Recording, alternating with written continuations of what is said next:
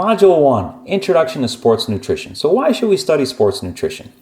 Most athletes are driven to compete and excel at their given sport.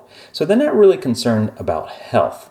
And there are some issues that can come up with athletes that are training really hard that they may not necessarily be aware of. So it's important as healthcare professionals to shed some light on these and work with our athletes so that they understand that they may be compromising their health at this point in time and down the road once they stop their given sport. So we need to make sure that they're not engaging in any behaviors that might lead to health issues down the road.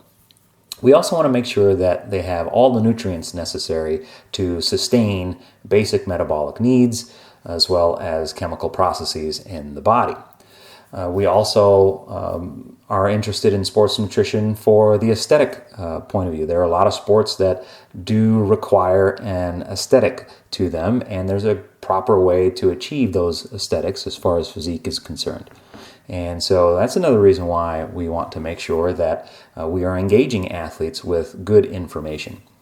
The last point here, enhancing athletic performance. This is the point that you'll find most athletes are interested in. They want to excel at their performance in their given sport.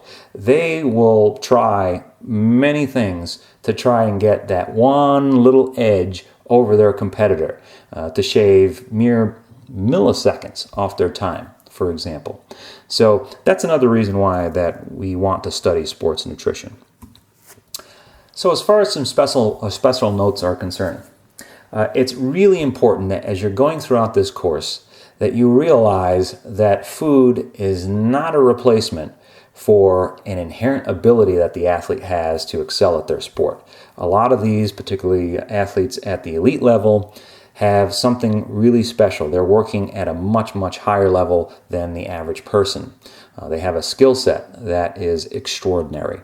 And to a large extent, that's what's gotten them to excel.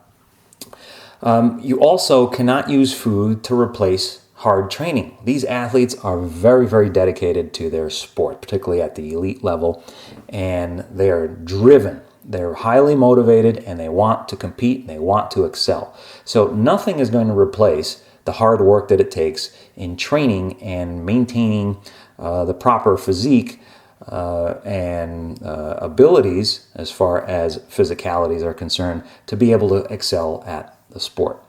Also, food's not going to replace any tactful awareness. So there are tactics that athletes employ to excel at their given sport, and food's just not going to replace that. So while we can use food as functional medicine in many instances to help with diseases, etc., most of these athletes at the elite level aren't dealing with a lot of those diseases, and so their interest is really in excelling at the sport. But food just is not going to be the vehicle to help them excel.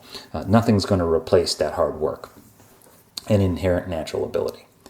A poor diet, however, we know will reduce performance levels. So if the athlete isn't eating sufficient amount of calories, if they're not getting the proper nutrients because of traveling schedules and maybe just overzealous watching of what they're consuming as far as types of foods are concerned, we know that a poor diet is going to lead to decrements in performance.